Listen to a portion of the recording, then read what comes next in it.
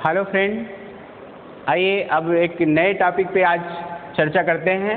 आज का हमारा जो टॉपिक है, इससे पहले हमने आपको बताया विदेशी आक्रमणकारियों। इससे पहले वाला जो वीडियो बनाया है उसमें हमने बताया आपको विदेशी आक्रमणकारी, भारत पर आक्रमण करने वाले विदेशी आक्रमणकारी। तो आक्रमणकारियों में पहले हमने उसमें चर्चा की थी हिंद यवन शासकों की, और उसके बाद अगला हमारा जो आज का टॉपिक है वो है शक राजवंश। तो ये क्रम तो हमने उस वीडियो में ही आपको बता दिया था कि भारत में जो भी विदेशी आक्रमणकारी आए हैं उनके आने का क्या क्रम था। पहले हिंद यवन आए, फिर शक आए, फिर पहलव, तब कुषाण। तो आज हम बात करेंगे शकों के बारे में। जहाँ तक शकों की बात है तो शक एक बर्बर और लड़ाकू जातियाँ हुआ करते थे, और इसीलिए जो है शकों के आक्रमण के बारे में सुनकर हर जो भी शासक होता था वो डर जाता था। तो इनके जानकारी का जहाँ तक प्रश्न है तो जानकारी इनके बारे में जो जानकारी हमें मिलती है वो चीनी स्रोतों से मिलती है। किससे मिलती है? तो चीनी स्रोतों से। और चीनी स्रोतों में पानकुकृत का एक ग्रंथ है। पानकू ने एक ग्रंथ लिखा जिसका नाम था C.N. हानसू। याद रखिएगा इस ग्रंथ को। थोड़ा सा चीनी ग्रंथ है, इसका नाम थोड़ा अटपटा होता है, बट कोई बात नहीं, आप थोड़ा सा ध्यान देंगे तो याद हो जाएगा, इतना भी टफ नहीं है। पानकुकृत C.N. हानसू, और दूसरा है फान ने ग्रंथ लिखा हाउ हानसू। तो इस ग्रंथ से जो है इसके बारे में जानकारी मिलती है। देखिए, जहाँ तक शकों की जानकारी का प्रश्न है तो हमें इसको दो उसमें पार्ट में बांट देते। एक होता है साहित्यिक साक्ष्य और दूसरा होता है अभिलेखिक साक्ष्य या पुरातात्विक साक्ष्य। इसको हम कर देते हैं पुरातात्विक साक्ष्य।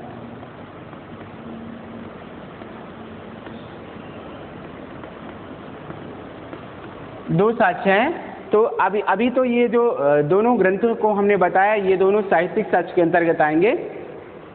पानकुकृत C.N. हानसू और फानएकृत हाउ हानसू, ठीक है। तो ये दो, और उसके बाद साहित्यिक साक्ष्य के अंतर्गत अगला है विशाख दत्त का देवी चंद्रगुप्तम। विशाख दत्त ने एक ग्रंथ लिखा जिसका नाम था देवी चंद्रगुप्तम। इससे भी शकों के बारे में हमें जानकारी प्राप्त होती है। तो जब भी अगर आपसे पूछे, ये तो देखिए साहित्यिक साक्ष्य हैं। अगला है बाणभट्ट का हर्षचरित। बाणभट्ट ने एक ग्रंथ लिखा जिसका नाम था हर्षचरित, और इस हर्षचरित से जो है शकों के बारे में जानकारी मिलती है। अगला है राजशेखर का काव्य मीमांसा।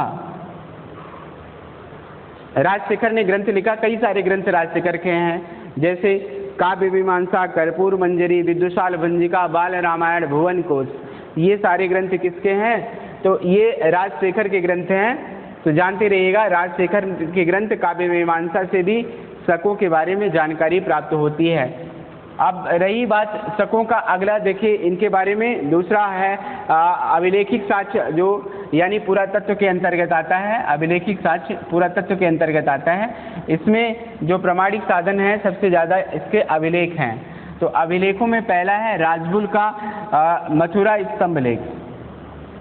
राजबुल का है मथुरा स्तंभ लेख, इससे भी इनके बारे में जानकारी मिलती है। अगला है सोडास का मथुरा दानपत्र लेख। सोडास के मथुरा दानपत्र से भी इनके बारे में जानकारी मिलती है। अगला है नहपान का नासिक गुहा लेख। नहपान के बारे में हमने बताया था, ये भी एक प्रकार का शक शासक है। तो इससे भी जो है इसके नासिक गुहा लेख से इनके बारे में जानकारी मिलती है। रुद्रदामन, ये भी शक शासक है। रुद्रदामन का एक अभिलेख है जिसका नाम है गिरनार अभिलेख। चाहे गिरनार अभिलेख कहे, चाहे जूनागढ़ अभिलेख, इसका एक और नाम है जूनागढ़।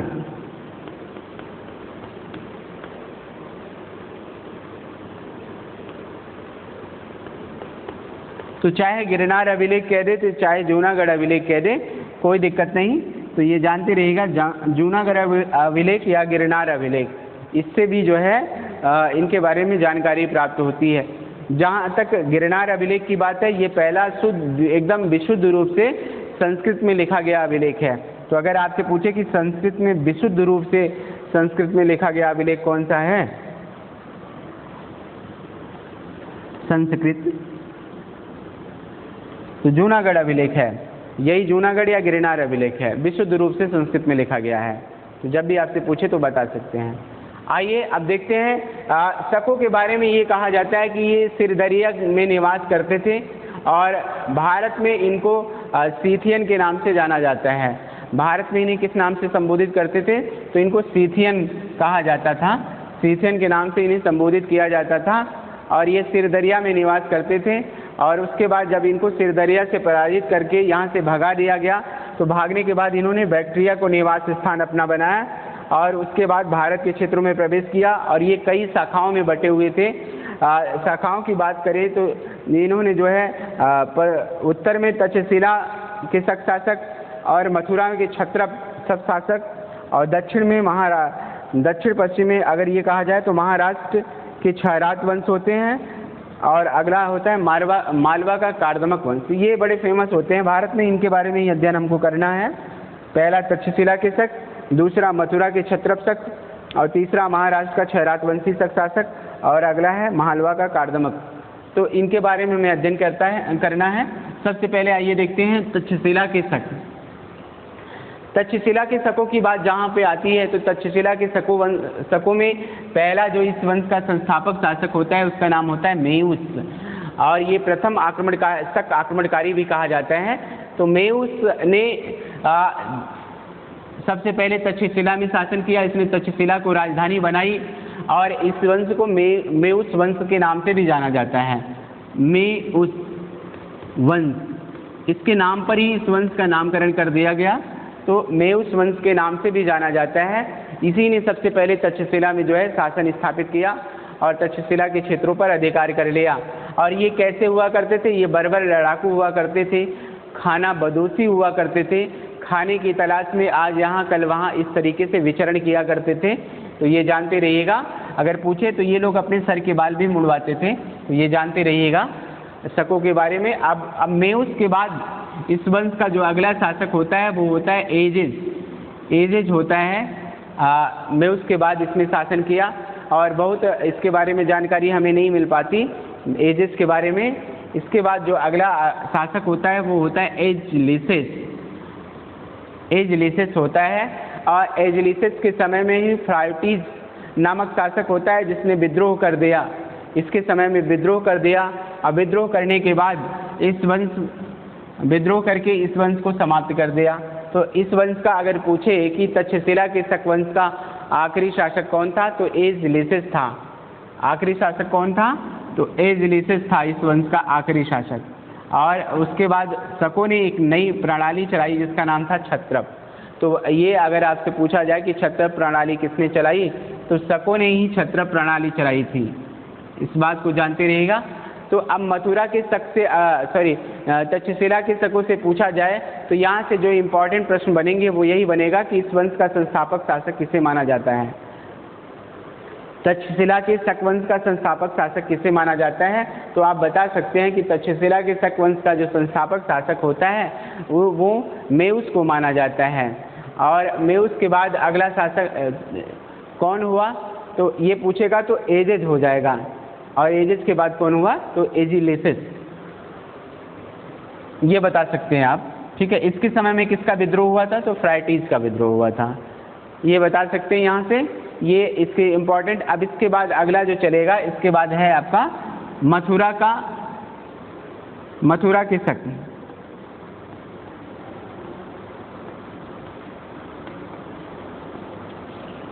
ठीक है, अब इसके बाद अगला जो हम जिसके बारे में चर्चा करेंगे वो मथुरा के शक के बारे में चर्चा करेंगे। तो यहाँ तक क्लियर हो गया। अब जब भी अगर साहित्यिक साक्ष्य की बात करें या पुरातात्विक साक्ष्य की बात करें तो आज साहित्यिक साक्ष्य में इसको बता सकते हैं और पुरातात्विक साक्ष्य के अंतर्गत ये सारे जितने अभिलेखिक साक्ष्य मिले हैं इन सभी के बारे में आप बता सकते हैं। ठीक है, आइए आगे देखते हैं अब मथुरा के शक शासक। अभी तक हमने तक्षशिला के शकों के बारे में चर्चा करी, अब आगे देखते हैं मथुरा के शकों के बारे में। मथुरा के शक शासक का जो संस्थापक शासक होता है उसका नाम होता है राजुल। इस वंश का संस्थापक शासक होता है, मथुरा के शकों का संस्थापक शासक किसे माना जाता है? अगर ऐसा पूछा जाता है तो इसका आंसर हो जाएगा राजबुल को माना जाता है। और राजबुल ने कौन सी उपाधि धारण की थी? तो महाक्षत्रप की उपाधि धारण की थी। इसके बारे में पूछा जा सकता है कि महाक्षत्रप की उपाधि किसने धारण की थी, किस मथुरा के शासक ने महाक्षत्रप की उपाधि धारण की थी? तो वो हो जाएगा राजबुल। इसके सिक्कों पर इसकी एक अन्य उपाधि मिलती है राजन। तो ये कहा जाए किसके सिक्कों पर राजन की उपाधि मिलती है? तो इसके सिक्कों पर राजन की उपाधि मिलती है, राजन सिक्कों पर। ठीक है, जानते रहिएगा सिक्कों पर, सिक्कों पर यह उपाधि मिलती है, राजन की उपाधि मिलती है। और इसके अधिकार क्षेत्र की बात की जाए तो पूर्वी पंजाब से लेकर मथुरा तक इसका अधिकार था। पूर्वी पंजाब से लेकर मथुरा के क्षेत्रों तक इसका अधिकार था और यहाँ के सारे क्षेत्रों पर ये राजबुल ने शासन किया। अब राजबुल के बाद जो अगला शासक होता है जिसका नाम होता है सोडास। सोडास इस वंश का अंतिम शासक होता है। मथुरा के शकों का अंतिम शासक किसे माना जाता है? तो सोडास को। सोडास की स्वतंत्र सत्ता का अंत किसने किया? तो कुषाणों ने। कुषाणों ने इन पर आक्रमण करके यहाँ पर अधिकार कर लिया और इस प्रकार से मथुरा के शकों का अंत हो जाता है। तो इसमें दो शासकों के बारे में विशेष रूप से उल्लेख किया गया है, एक राजबुल के बारे में, दूसरा सोडास के बारे में।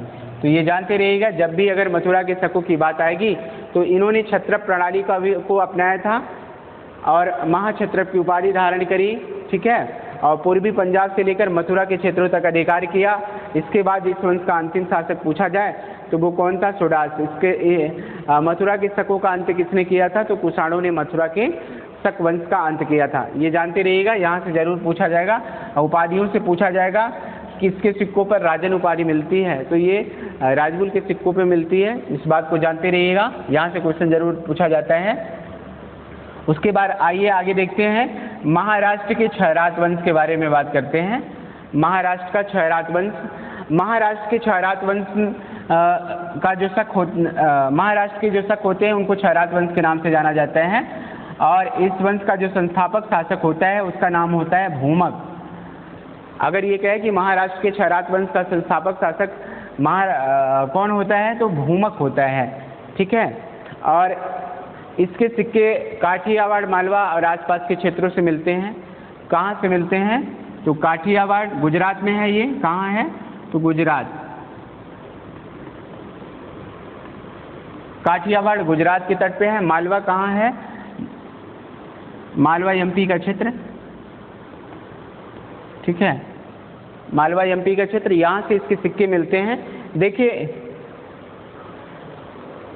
गुजरात आसपास का जो क्षेत्र होता है वो काठियावाड़ के नाम से जाना जाता है। और उसके बाद जो है नीचे जो केरल का तट होता है उसको मालाबार तट के नाम से जाना जाता है। तो जब कभी ये पूछे तो जब आप आगे चलेंगे कोई जब एक इसके लिए अलग से वीडियो बना देंगे, उसके बारे में अच्छे से बता देंगे। अब इसमें बस इतना ही। आइए देखिए, काठियावाड़ तट और मालवा के क्षेत्रों पे इसके सिक्के मिलते हैं यहाँ से। उसके बाद इस वंश का जो सर्वाधिक प्रसिद्ध शासक था वो कौन था? महाराष्ट्र के क्षयरात वंश का। तो इस वंश का प्रसिद्ध शासक होता है नहपान। नहपान, जिसके सिक्के अजमेर और नासिक से मिलते हैं। कहाँ से मिलते हैं? अजमेर और नासिक से। इसके सिक्के अजमेर और नासिक से मिलते हैं। ये महाराष्ट्र के क्षयरात वंश, महाराष्ट्र के जो शक हैं इसमें क्षयरात वंश का सबसे शक्तिशाली शासक होता है नहपान। और इसका सहयोगी होता है, इसका दामाद होता है उषावदत्त।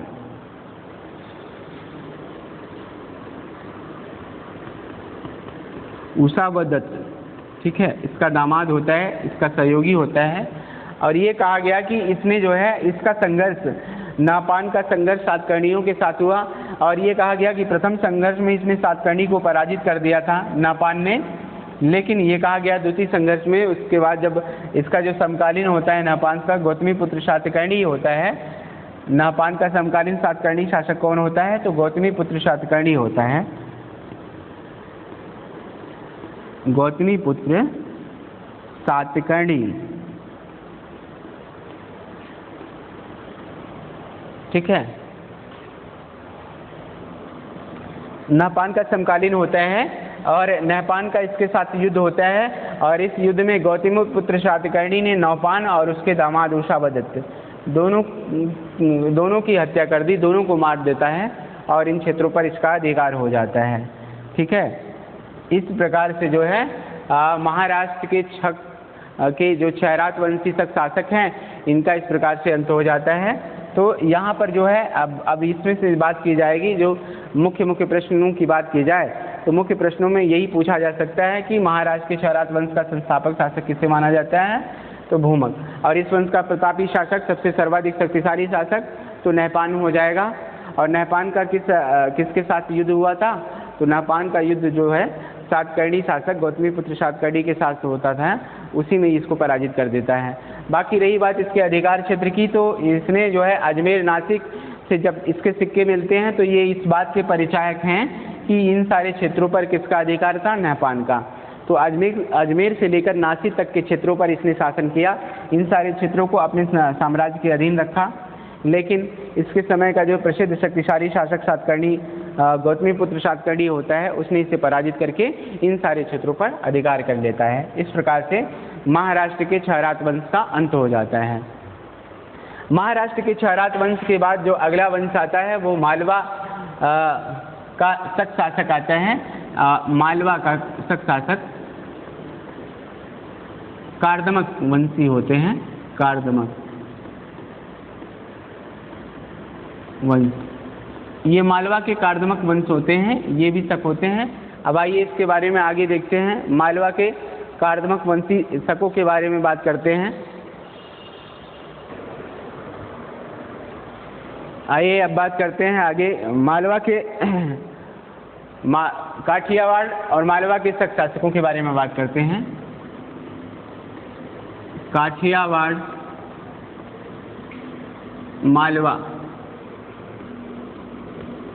मालवा के शक कार्दमक वंश।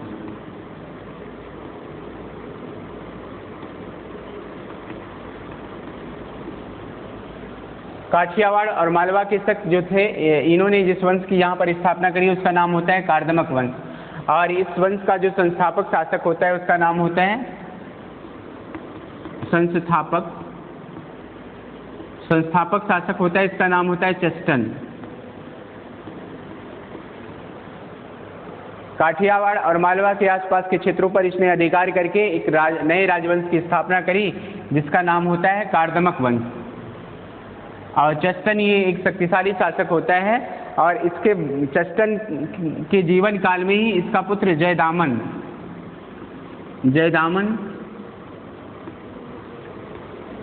जीवन काल में इसका पुत्र जयदामन होता है, जिसका सहयोगी होता है।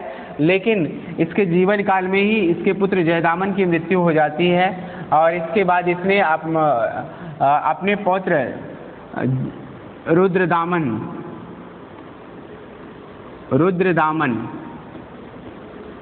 को अपना वायसराय नियुक्त किया था। और उसके बाद जो है चेस्टन के बाद जो अगला शासक बनता है वो बनता है, याद रखिएगा इसको इसीलिए बता रहा हूँ कि चेस्टन के बाद अगर ये पूछे कि कौन शासक हुआ तो रुद्रदामन हुआ, ना कि जयदामन। इसलिए क्योंकि जयदामन की चेस्टन के शासन काल के दौरान ही जयदामन की मृत्यु हो जाती है, इसलिए चेस्टन के बाद कौन शासक हुआ, उसका पुत्र नहीं बल्कि पौत्र रुद्रदामन होता है। और रुद्रदामन काठियावाड़ के शकों का सबसे शक्तिशाली शासक होता है, सबसे शक्तिशाली शासक।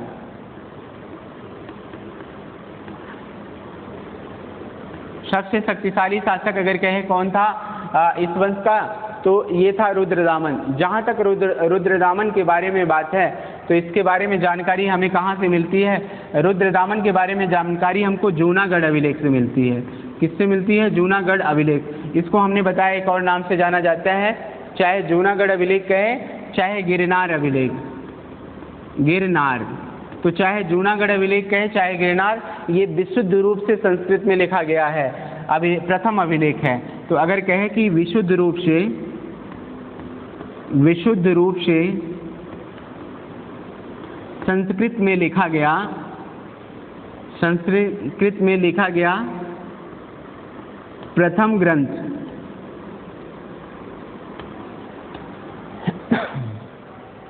विशुद्ध रूप से संस्कृत में लिखा गया प्रथम ग्रंथ की बात करेगा तो ये जूनागढ़ या गिरनार अभिलेख हो जाता है, और इसी से जो है रुद्रदामन के बारे में जानकारी प्राप्त होती है। तो इस बात को जानते रहिएगा, जब भी अगर आपसे पूछा जाए तो आप बता सकते हैं। जहाँ तक बात रुद्रदामन की जाती है तो रुद्रदामन ये कार्दमक वंश का सबसे शक्तिशाली शासक होता है, और इसने जो है सातकर्णी शासक वासिष्ठी पुत्र पुलमावी को 2 बार पराजित किया। पुलमावी ये पुलमावी वासिष्ठी पुत्र पुलमावी होता है। इसको जो है 2 बार इसने पराजित किया, लेकिन निकट संबंधों के कारण इसकी हत्या नहीं करता बल्कि इसे छोड़ देता है।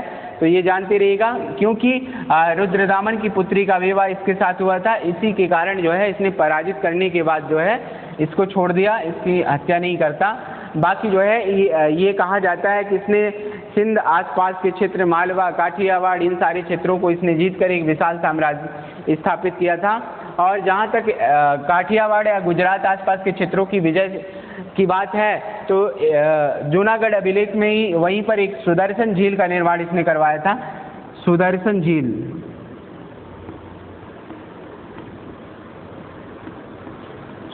झील का निर्माण नहीं बल्कि उसका जीर्णोद्धार करवाया था। अगर सुदर्शन झील के निर्माण की बात आए तो सुदर्शन झील का निर्माण किसने करवाया था? तो इसका निर्माण चंद्रगुप्त मौर्य ने करवाया था। ठीक है, सुदर्शन झील का निर्माण किसने करवाया अगर ये पूछा जाए तो चंद्रगुप्त मौर्य ने इसका निर्माण करवाया था। चंद्रगुप्त मौर्य ने सुदर्शन झील का निर्माण कराया। चंद्रगुप्त मौर्य के बाद इस सुदर्शन झील से 4 शासक जुड़े हुए हैं जिन लोगों ने इसका जीर्णोद्धार करवाया है।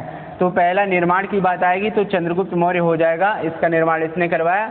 और दूसरी बार जब ये थोड़ा सा टूट जाता है तो इसका निर्माण उसके बाद किसने करवाया? तो इसके बाद अशोक ने करवाया, तुषास्प के द्वारा। तुषास्प के द्वारा, इसका मंत्री होता है तुषास्प। और ये किसके द्वारा करना? पुष्यगुप्त के द्वारा। ठीक है, और ये तुषास्प के द्वारा। इसके बाद होता है रुद्रदामन, जिसकी बात कर रहे हैं हम। रुद्रदामन इसने इसका फिर से जो है इसका पुनः जो है मरम्मत करवाई इसने सुदर्शन झील की। और ये कहा जाता है कि इसने सुदर्शन झील के निर्माण में विष्टि या बेगार नहीं लिया। ये ऐसा प्रथम शासक होता है, विष्टि या बेगार या विष्टि। अगर बात विष्टि या बेगार की जाए, विष्टि या बेगार की बात की जाएगी तो ये जानते रहिएगा विष्टि या बेगार किसे कहते हैं। अगर कोई भी कार्य ले लिया जाए तो कार्य लेने के बाद उसका मेहनताना न दिया जाए तो उसे विष्टि या बेगार कहते हैं। तो इस बात को जानते रहिएगा, जब भी पूछे। ये पहला शासक होता है सुदर्शन झील के निर्माण में, इसने विष्टि या बेगार नहीं लिया है। इसने जिन मजदूरों को लगाया उस कार्य में उन मजदूरों का मेहनताना दिया है। तो ये जानते रहिएगा, ये बहुत ही इंपॉर्टेंट प्रश्न है, थोड़ा सा इन शासकों से अलग हटके है, इसलिए इसके बारे में ज़रूर पूछता है। तो ये जानते रहिएगा, जब भी पूछे तो आप बता सकते हैं। उसके बाद अगला शासक स्कंदगुप्त होता है जो इस सुदर्शन झील से जुड़ा हुआ है। तो ये 4 ऐसे शासक हैं जो इस सुदर्शन झील के निर्माण से जुड़े हुए हैं। ठीक है, तो जब पूछे तो आप बता सकते हैं। तो रुद्रदामन के जो पश्चिम विजय का उल्लेख, काठियावाड़ तक के विजय का उल्लेख जो हमको मिलता है वो किससे मिलता है? इसी से मिलता है, सुदर्शन झील से। इससे ये पता चलता है कि ये इसके अधिकार क्षेत्र में रहा होगा, इसीलिए इसने जो है इसका पुनः जो है रिमोल करवाया, यानी फिर से इसकी मरम्मत करवाई। तो इस बात के बारे में कहा जाए तो ये आप बता सकते हो। रुद्रदामन के बाद अगला जो शासक होता है, रुद्रदामन के बाद चूंकि जयदामन की मृत्यु पहले हो जाती है तो रुद्रदामन के बाद अगला जो शासक होता है वो होता है जीवदामन। कौन हुआ? तो जीवदामन। रुद्रदामन के बाद अगला शासक होता है जीवदामन। इसके बारे में विशेष उल्लेख नहीं मिलता इसने किसकी विजय की, किन क्षेत्रों को, लेकिन हो सकता है इसने थोड़े अल्प समय तक शासन किया है, इसलिए इसके बारे में विशेष जानकारी हमें नहीं प्राप्त होती। जीवदामन के बाद अगला शासक होता है रुद्र सिंह प्रथम। रुद्र सिंह प्रथम, इसके बाद अगला शासक जो होता है उसका नाम होता है रुद्र सिंह प्रथम। रुद्र सिंह प्रथम होता है और इसने इन क्षेत्रों पर अधिकार करके शासन किया। इसके बाद जो ये कहें कि गुजरात या काठियावाड़ के कार्दमक वंश का अंतिम शासक होता है वो रुद्र सिंह तृतीय होता है। रुद्र सिंह तृतीय इस वंश का अंतिम शासक होता है। अगर अंतिम शासक की बात करेगा कि इस वंश का अंतिम शासक कौन था, तो इस वंश का अंतिम शासक जो होता है वो होता है रुद्र सिंह तृतीय। इसी की हत्या चंद्रगुप्त द्वितीय विक्रमादित्य ने की थी। किसने? चंद्रगुप्त द्वितीय विक्रमादित्य। ये गुप्त वंशी शासक होता है चंद्रगुप्त द्वितीय विक्रमादित्य, जिसने इसको मारकर शकों पर अधिकार कर लिया और शक्रादित्य की उपाधि धारण की, और इसकी विजय के उपलक्ष्य में उसने चांदी के सिक्के भी चलाए थे।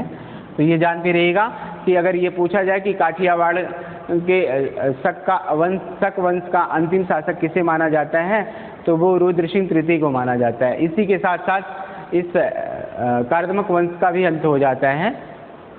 तो यहाँ तक शकों से संबंधित जो भी क्वेश्चन बनेंगे इससे वो आप बता सकते हो कि इसमें सबसे शक्तिशाली शासक कौन था। तो सबसे शक्तिशाली शासक जो होता है वो रुद्रदामन होता है। ठीक है, तो इसमें शकों के बारे में यहाँ से क्वेश्चन पूछे जाएंगे, ये क्वेश्चन आप बता सकते हैं। आइए अब आगे देखते हैं कि इस आक्रमण का प्रभाव क्या हुआ, इस आक्रमण का भारत पर प्रभाव क्या पड़ता है। तो हिंद यवन के आक्रमण से भारत में जो सबसे बड़ा पहला प्रभाव पड़ा वो तो यही कि एक नवीन शैली का जन्म हुआ जिसको गांधार शैली के नाम से जाना जाता है। तो ये कहे कि गांधार शैली का जन्म कहाँ से माना जाता है, तो हिंद यवन आक्रमण के फलस्वरूप ही गांधार शैली की नींव पड़ी, और इसे एक और शैली के नाम से जाना जाता है या एक अन्य नाम से जाना जाता है जिसका नाम होता है हेलेनिस्टिक कला। हेलेनिस्टिक कला के नाम से भी इसे जाना जाता है। जहाँ तक बात हेलेनिस्टिक कला के अर्थ की होती है, तो हेलेनिस्टिक कला में का जो विषय वस्तु होता था वो तो भारतीय होता था। इस कला के अंतर्गत जो विषय वस्तु होती थी वो तो भारतीय होती थी, लेकिन उसका अंकन किस शैली में किया जाता था, तो उसका अंकन यूनानी शैली में किया जाता था। यानी कि जो भी सामग्री होगी वो किसकी होगी, भारतीयों की, और उसका शैली अंकन करने की किसकी होगी, तो वो होगी यूनानियों की। तो ये जानते रहिएगा विषय वस्तु, जिस विषय के पर ये चित्र बनाए जाते थे वो तो होते थे भारतीय, लेकिन जिस अंदाज में उसको बनाया जाता था वो अंदाज कैसा होता था, यूनानी। तो यूनानी शैली का वो अंदाज हुआ करता था। तो ये जानते रहिएगा, जब भी अगर आपसे पूछा जाए तो ये बता सकते हैं। और इनके आक्रमण का प्रभाव क्या पड़ता है, इनके आक्रमण का एक ये प्रभाव पड़ा कि सांचे में ढाली गई मुद्रा निर्माण की विधि भारतीयों ने यूनानियों से सीखी। अभी तक भारत में सांचे में नहीं, कोई भी मुद्रा सांचे में नहीं डाली जाती थी, लेकिन अब भारतीयों ने इन लोगों से ये सीखा कि अब सांचे में डालकर मुद्रा बनाने लगे। ये विधि इन लोगों ने यहाँ से लिया। और दूसरा, इन्होंने चित्र युक्त लेख युक्त सिक्के, चित्र मतलब सिक्कों पे चित्र बनाना इन लोगों ने यूनानियों से सीखा। और लेख युक्त सिक्के, पहली बार सिक्कों पर लेख लिखवाने का कार्य यूनानियों ने किया, हिंद यूनानियों ने, और उन्हीं से इन लोगों ने सिक्कों पर लिखने की कला के बारे में जाना। तो ये जानते रहिएगा, जब भी अगर पूछे कि सिक्कों, लेख युक्त सिक्के और चित्र युक्त सिक्के भारतीयों ने किससे सीखे ये सिक्के तो बनाने, तो हिंद यमन से इन लोगों ने सीखा था। ज्योतिष के क्षेत्र में भी भारतीयों को विशेष लाभ यूनानियों से हुआ। और ये एक कमेंट मिलता है कि यद्यपि यूनानी बर्बर और असभ्य हैं, याद रखिएगा इस बात को कि यद्यपि यूनानी असभ्य एवं बर्बर हैं, किंतु ज्योतिष के क्षेत्र में ये प्राचीन ऋषियों की भांति वंदनीय है, क्योंकि ज्योतिष के क्षेत्र में इनको विशेष जानकारी थी। और ये कमेंट किसने किया था, तो ये कमेंट किया था वराहमिहिर ने।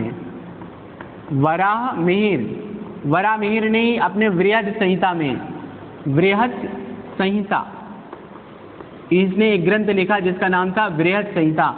तो वराहमिहिर ने वृहद संहिता में इसका उल्लेख किया है कि यद्यपि यूनानी बर्बर किंतु असभ्य हैं, लेकिन ज्योतिष के क्षेत्र में विशेष ज्ञान होने के कारण ये प्राचीन ऋषियों की भांति वंदनीय हैं। तो ये जानते रहिएगा, ये इनका परिचायक है कि ये ज्योतिष के क्षेत्र में इनको विशेष जानकारी थी। तो भारतीयों पर ज्योतिष का जो ज़्यादा प्रभाव कहाँ से पड़ा, तो यूनानियों से ही पड़ा। तिथि से काल गणना करने का जो तरीका है भारतीयों ने किससे ग्रहण किया, तो ये भी इन लोगों ने हिंद यूनानियों से ही इस तिथि से काल क्रम निकालने की जो कला सीखी, इन लोगों ने किससे सीखी, तो हिंद यूनानियों से।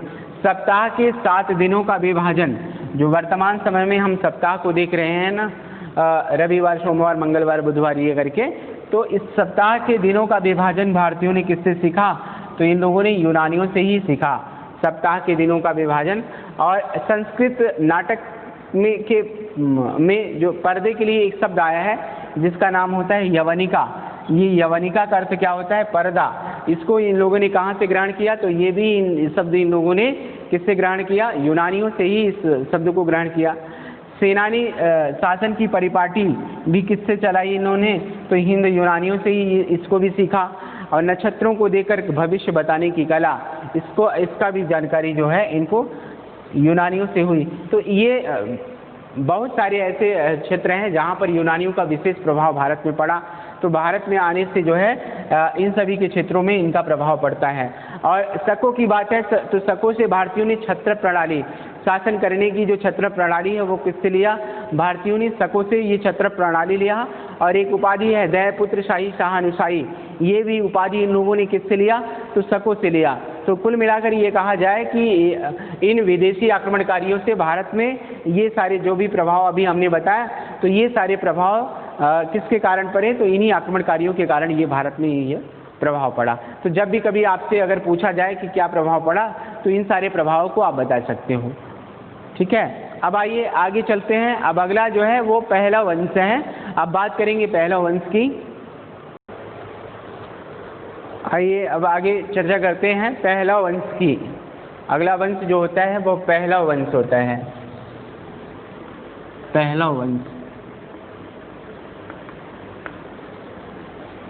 बात करें पहला वंश कहाँ के निवासी थे, तो बैक्ट्रिया के निवासी थे। कहाँ के, बैक्ट्रिया के निवासी थे ये लोग। अगर पूछा जाए कहाँ के निवासी थे, तो बैक्ट्रिया के निवासी थे। और बैक्ट्रिया या पार्थिया, बैक्ट्रिया या कहीं की पार्थिया भी देगा, पार्थिया के निवासी थे। ठीक है, तो यहाँ के ये लोग निवासी थे, बैक्ट्रिया पार्थिया के निवासी थे। और इन्होंने पश्चिम के कैस्पियन सागर से दक्षिण पूर्व में स्थित सेलुकसी साम्राज्य का ये अंग हुआ करता था। दक्षिण में सेलुकसी साम्राज्य का, यानी अर्थात सेलुकस ने इन क्षेत्रों पर अधिकार किया था। और सेलुकस के बाद पहला वंश के शासकों ने यहाँ पर अधिकार करके एक नए वंश की स्थापना करी जिसका नाम होता है पहला वंश। और इस वंश का जो संस्थापक शासक होता है वो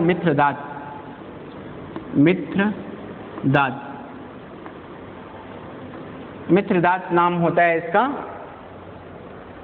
ये इस वंश का संस्थापक शासक होता है। लेकिन अगर बात करें कि भारत में जो आक्रमणकारी है पहला वंश का, वो कौन होता है, वो गोंडो फर्नीज होता है। तो भारत में आक्रमणकारी की बात की जाएगी कि कौन था, तो भारत में जो आक्रमणकारी होता है वो होता है गोंडो फर्नीज। तो अब हम गोंडो फर्नीज के बारे में बात करेंगे। भारत में जो पहला वंश का आक्रमणकारी होता है वो गोंडो फर्नीज होता है, गोंडो फर्नीज। ये इसी ने भारत पर आक्रमण किया। प्रथम पहला वंश का जो शासक होता है जिसने भारत पर आक्रमण किया, तो वो होता है गोंडो फर्नीज। और ये इस वंश का सर्वाधिक शक्तिशाली शासक था, सर्वाधिक शक्तिशाली शासक। अगर ये कहे कि पहला वंश का सबसे शक्तिशाली शासक कौन था, तो पहला वंश का सबसे शक्तिशाली जो शासक होता है वो कौन होता है, गोंडो फर्नीज होता है। गोंडो फर्नीज इस वंश का सबसे शक्तिशाली शासक होता है। और बात अगर इसके जानकारी की है तो इसके बारे में जानकारी कहाँ से मिलती है, तो पेशावर के पास एक अभिलेख प्राप्त है जिसका नाम है तख्ते बही अभिलेख।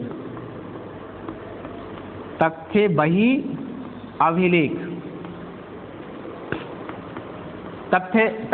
अभिलेख कहाँ से मिलता है, तो ये पेशावर के पास मिला है तख्ते बही अभिलेख।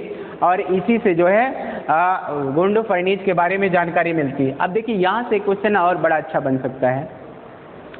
वो क्या बन सकता है? वो ये बन सकता है कि तख्त बही अभिलेख किसका है। अगर ऐसा पूछता है तो ये बता सकते हैं आप कि तख्त बही अभिलेख जो है वो गोंडो फर्नीज का है और गोंडो फर्नीज के शासनकाल के विषय में जानकारी का एक प्रमुख माध्यम है। तो अब जब जानकारी की बात आ जाएगी तो इसके बारे में यहीं से जानकारी प्राप्त होती है। इसने सिंध, सिस्तान, काबुल, कांधार जैसे क्षेत्रों पर अधिकार किया था। सिंध, सिस्तान, काबुल, कांधार आदि क्षेत्रों पर अधिकार किया था। तो जब भी इसके क्षेत्रों की बात की जाएगी किन क्षेत्रों पर इसका अधिकार था, तो सिंध, सिस्तान, काबुल, कांधार जैसे ये पश्चिमी एरिया के जो भी सारे क्षेत्र हैं इन सभी क्षेत्रों पे इसने अधिकार किया था। ठीक है, तो इन सारे क्षेत्रों पर इसने अधिकार किया था। इसी के समय में एक प्रसिद्ध ईसाई संत सेंट टॉमस,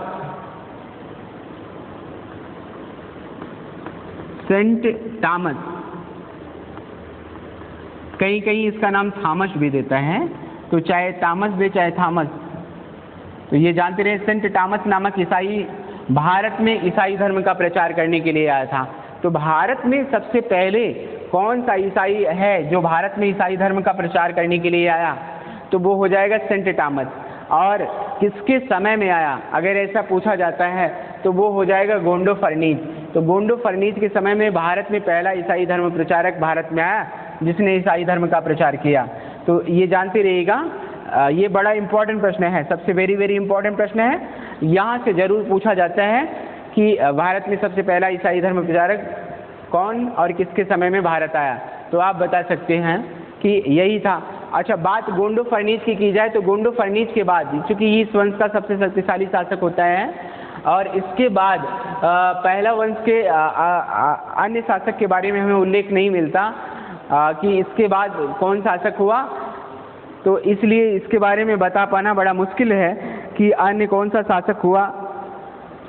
तो इसी के साथ ये कहें कि इसी के साथ गोंडो फर्नीज के साथ ही इस पहला वंश का ही अंत हो जाता है। इसके बाद जो अगला वंश आता है वो आता है कुषाण वंश। ठीक है, पहला वंश के बाद अब जब आगे जिसकी चर्चा हम करने जा रहे हैं वो अगला वंश है कुषाण वंश। तो यहाँ तक पहला वंश के बारे में जो भी बात की जाएगी, अगर इसके क्वेश्चन की बात की जाए तो सबसे इम्पॉर्टेंट जो क्वेश्चन बनेगा, ये कहाँ पे शासन करते थे, पार्थिया या बैक्ट्रिया में, पहला। दूसरा, इस वंश का सर्वाधिक संस्थापक मित्रदात था और इस वंश का सबसे शक्तिशाली शासक की बात की जाएगी तो गोंडो फर्नीज हो जाएगा, जिसके बारे में जानकारी कहाँ से मिलती है, तो तख्त बही अभिलेख से मिलती है। किन क्षेत्रों की विजय की, तो सिंध, सिस्तान, काबुल, कांधार आदि क्षेत्रों की इसने विजय की। इसके समय में पहला ईसाई कौन जो भारत आया, तो वो हो जाएगा सेंट टॉमस। तो ये इससे प्रमुख क्वेश्चन है। अब आइए इसके बाद बात करते हैं कुषाण वंश की बात करते हैं। आइए अब आगे देखते हैं, अगला है कुषाण वंश। बात अगर कुषाण वंश की करें तो कुषाण वंश के शासक यूची जाति से संबंधित थी। तो यूची जाति जो चीन के सीमावर्ती क्षेत्रों में निवास करती थी, हूणों से पराजित होने के कारण ये दक्षिण पश्चिम क्षेत्र में भाग कर चले आए और वहाँ से होते हुए ये भारत के क्षेत्रों में प्रवेश किए और भारत के क्षेत्रों में प्रवेश करने के बाद इन लोगों ने भारत में शासन किया। रही बात इनके इतिहास जानने की, तो इनके इतिहास के बारे में जानने के 3 साधन हैं। वो कौन कौन से हैं? पहला है साहित्यिक साक्ष्य, दूसरा है अभिलेखिक, यानी इसको हम पुरातात्विक साक्ष्य भी कह सकते हैं, और तीसरा है विदेशी विवरण। विदेशियों के द्वारा जो प्राप्त विवरण है उसके आधार पर भी इनके बारे में हम जानकारी प्राप्त करते हैं। तो रही बात साहित्यिक साक्ष्य की, तो साहित्य से जो है इनके बारे में जो जानकारी हमको मिलती है, और दूसरा अभिलेख से, और तीसरा विदेशी विवरण से। तो साहित्य में जो है ये बौद्ध ग्रंथ और तिब्बती ग्रंथों से भी इनके बारे में जानकारी प्राप्त होती है। तो और अभिलेखों की बात की जाए तो अभिलेखों में कौशाम्बी लेख, मथुरा लेख, सुई विहार लेख। अब देखिए यहाँ से एक बड़ा इंपॉर्टेंट प्रश्न बन जाता है ये कि सुई विहार लेख किसका है। तो कुषाण शासक कनिष्क का है सुई-विहार लेख। किसका है? कनिष्क का। तो ये कुषाण वंशी शासक कनिष्क का है सुई-विहार लेख। मणिक्याल लेख ये भी कनिष्क का ही है, मणिक्याल लेख और वैग्राम लेख, ये इनके अभिलेखिक साक्ष्य हैं। और वैसे इतिहास के बारे में बात करें तो अभिलेखिक साक्ष्य जो होते हैं सबसे प्रमाणित साक्ष्य माने जाते हैं। अगर ये कहा जाए कि सबसे प्रमाणिक साक्ष्य कौन सा माना जाएगा, तो अभिलेखिक जो साक्ष्य होता है वो सबसे प्रमाणिक साक्ष्य माना जाता है। और अगर विदेशी विवरणों की बात की जाए तो विदेशी विवरणों में सबसे पहला जो है वो चीनी लेखक पानकुकृत है। पानकुकृत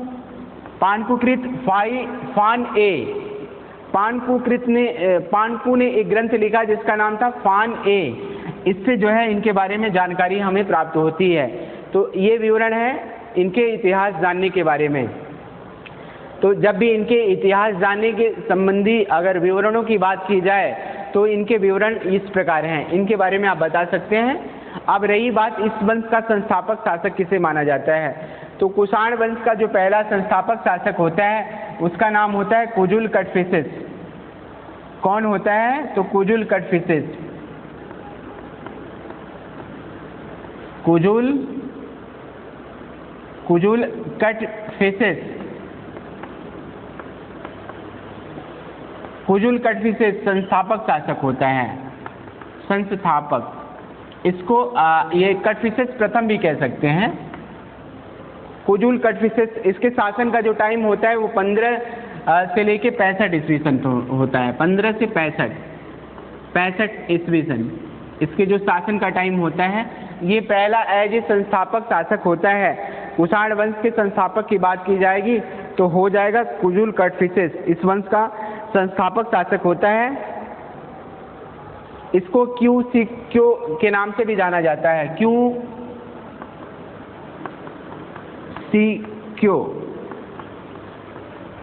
सिक्क्यो के नाम से भी इसे जाना जाता है। जब भी अगर पूछा जाए कि क्यू सिक्क्यो के नाम से किसे जाना जाता है तो आप बता सकते हो कुजुल कटफिसेस को जाना जाता है। इसको कटफिसेस प्रथम भी कहा जाता है। जहाँ तक इसके विजय की जानकारी है तो हाउ हांसू की ग्रंथ से इसके बारे में जानकारी मिलती है। किससे मिलती है? तो हाउ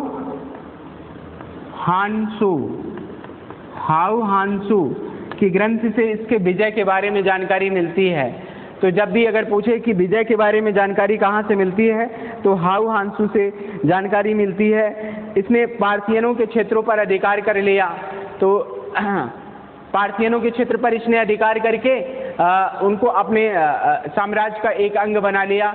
तो जब इसके बारे में बात की जाएगी कि किसने पार्थियनों के क्षेत्र में सबसे पहले अधिकार किया था तो वो हो जाएगा कटफिसेस प्रथम।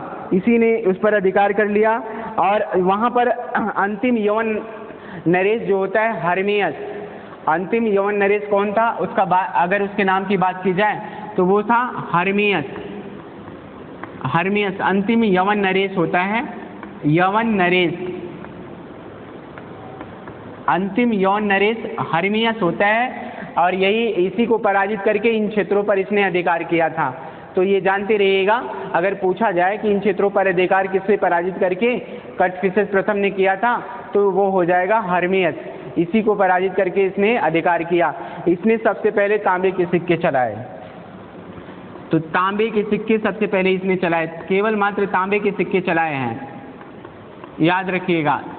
सोने का सिक्का इसने नहीं चलाया है, इस बात को जानते रहिएगा। जब भी अगर पूछा जाए कि तांबे के सिक्के किसने चलाए तो तांबे के सिक्के किसने चलाए? कटफिसेस प्रथम, यही होता है, इसी ने तांबे का सिक्का चलाया था।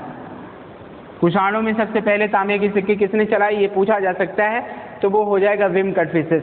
विम कटफिसेस ने ही सबसे पहले तांबे के सिक्के चलाए। और इसके सिक्कों पर इसकी उपाधि मिलती है,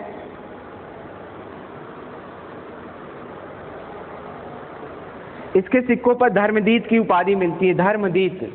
तो ये अगर पूछा जाए तो किसके सिक्कों में मिलती है ये धर्मदीत की उपाधि, तो ये आप बता सकते हो इसी के सिक्के पे, कटफिसेस प्रथम। अब कटफिसेस प्रथम के बाद जो अगला शासक कुषाण वंश का होता है वो कटफिसेस द्वितीय होता है। इसको वीम कटफिसेस के नाम से भी जानते हैं, वीम कटफिसेस, वीम कटफिसेस द्वितीय। या कटफिसेस द्वितीय, भीम कटफिसेस या कटफिसेस द्वितीय, ये जानते रहिएगा। भीम कटफिसेस या कटफिसेस द्वितीय इस वंश का अगला शासक होता है 65 से लेके 78, 65 ईस्वी सन से लेके 78 ईस्वी सन तक इसने शासन किया। अगर शासन की बात की जाए टाइम की, तो ये 65 से लेके 78 ईस्वी सन तक ये शासन करता है। और इसके बारे में भी जानकारी हाउ हांसू के ग्रंथ से मिलती है। किससे इसके बारे में जानकारी मिलती है? तो हाउ हांसू के ग्रंथ से इसके बारे में जानकारी प्राप्त होती है। ये जानते रहिएगा, जब भी पूछेगा तो आप बता सकते हो कि हाउ हांसू के ग्रंथ से भीम कटफिसेस के बारे में जानकारी प्राप्त होती है।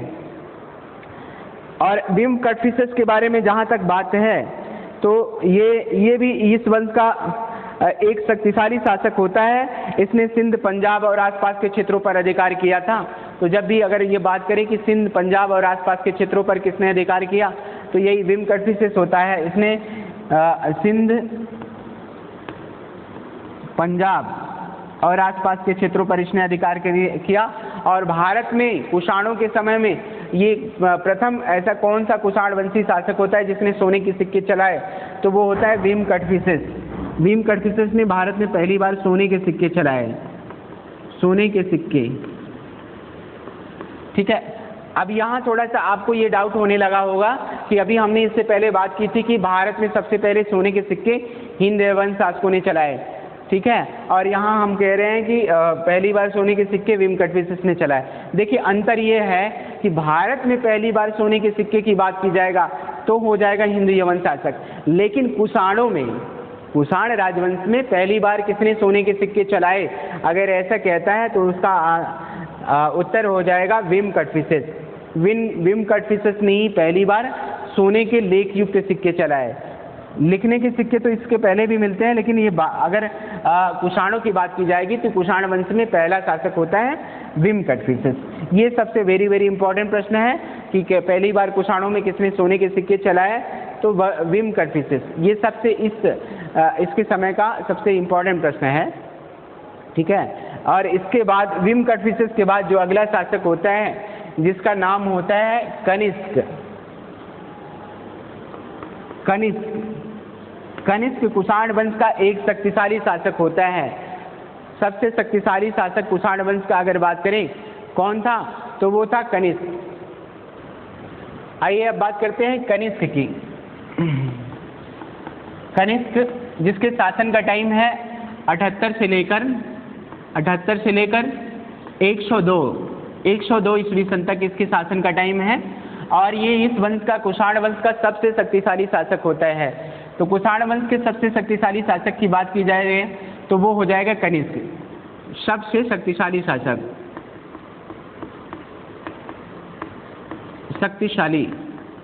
सबसे शक्तिशाली शासक होता है ये कुषाण वंश का। और इसने ही पहली बार एक संवत चलाया जिसको कहते हैं शक संवत का चलन किसने किया था? तो कनिष्क ने किया था। कब किया था? तो 78 ईस्वी में। 78 भारत सरकार का जो कैलेंडर है, ग्रेगोरियन कैलेंडर, किस पर आधारित है? तो वो इसी संवत पर आधारित है, शक संवत पर आधारित है। और एक संवत है विक्रम संवत, उसकी शुरुआत कब हुई थी? लगे हाथ उसको भी जान लीजिए। विक्रम संवत की शुरुआत होती है 57 BC में, 57 ईसा पूर्व में विक्रम संवत की शुरुआत होती है। इस विक्रम संवत की शुरुआत किसने की थी? तो एक शासक था जिसका नाम था विक्रमादित्य, उसी ने इसकी शुरुआत की थी। शकों को पराजित करने के बाद संवत चलाया, इसीलिए इसको विक्रम, चूंकि उसका नाम था इसीलिए इसका नाम भी पड़ गया विक्रम। तो विक्रम संवत को एक और नाम से जाना जाता है मालव संवत। चाहे विक्रम संवत कहें चाहे मालव संवत कहें, कोई दिक्कत नहीं है, दोनों एक ही है। और एक और संवत है वल्लवी संवत या गुप्त संवत या वल्लवी संवत। इसकी शुरुआत कब मानी जाती है? तो इसकी शुरुआत 319 में मानी जाती है। गुप्तों के शासन का जो प्रारंभ माना जाता है वो यही माना जाता है। और इस संवत की स्थापना किसने करी थी? तो चंद्रगुप्त प्रथम ने। तो ये लगे हाथ हमने सब संवत को बता दिया एक साथ। अब आइए देखते हैं कनिष्क के बारे में। तो कनिष्क इस वंश का सबसे शक्तिशाली शासक होता है। और ये किस धर्म का अनुयायी होता है? तो ये बौद्ध धर्म का अनुयायी होता है। बौद्ध धर्म का ये अनुयायी होता है। और बौद्ध धर्म का अनुयायी था, इसके बारे में हमें जानकारी कहाँ से प्राप्त होती है? तो इसके सिक्कों से प्राप्त होती है, क्योंकि इसके सिक्कों पर बोडो बुद्ध लिखा हुआ है, बोडो बुद्ध और महात्मा बुद्ध का चित्र अंकित है। तो यहाँ से एक बहुत अच्छा इंपॉर्टेंट प्रश्न मिल जाता है। इंपॉर्टेंट प्रश्न ये पूछा जाता है कि किसके सिक्कों पर भगवान बुद्ध का अंकन मिलता है? तो वो हो जाएगा कनिष्क के सिक्कों पर भगवान बुद्ध का अंकन मिलता है। और इसमें पार्थियनों की विजय की और उसके बाद चीन पर भी इसने आक्रमण किया, चीन के क्षेत्रों को भी इसने जीता। चीन के बारे में ये कहा जाता है, चीन की एक राजकुमारी थी जिसका नाम था हाउ हांसू। तो उस राजकुमारी को पाने के लिए, उसकी सुंदरता के बारे में जब इसने सुना, उसको पाने के लिए इसने उस पर आक्रमण किया। उस समय चीन का जो सेनापति होता है पांचाओ होता है, तो पांचाओ के साथ इसका युद्ध हुआ। प्रथम युद्ध में ये पांचाओ से पराजित हो जाता है, लेकिन द्वितीय युद्ध में इसने पांचाओं को पराजित कर दिया और उस राजकुमारी पर अधिकार कर लिया जिसका नाम होता है हाउ हांसू। ये जानते रहिएगा, थोड़ा सा चीनी नाम है, ये अटपटा लगता है, लेकिन जानते रहेंगे तो ठीक है। तो इस पर अधिकार कर लेता है और ये इस वंश का सबसे शक्तिशाली शासक होता है। तो इसके बारे में जो सबसे इम्पोर्टेंट प्रश्न पूछे जाएंगे, तो वो पहला प्रश्न यही होगा कि किसने शक संवत का प्रारंभ किया? तो वो हो जाएगा कनिष्क प्रथम, इसी ने शक संवत का प्रारंभ किया। और ये शक संवत कब चलाया गया? तो 78 में। इसके शासन का जो प्रारंभ होता है उसी को मानते हैं हम संवत। तो ये हो गया शक संवत कब चलाया गया? तो 78 में। और ये किस धर्म का अनुयायी था? तो बौद्ध धर्म का अनुयायी था। इसके बारे में कहाँ पता चलता है? तो इसके सिक्कों से पता चलता है, ये बता सकते हैं। तो आज के लिए इतना ही, और इसको आप अच्छे से तैयार करिए।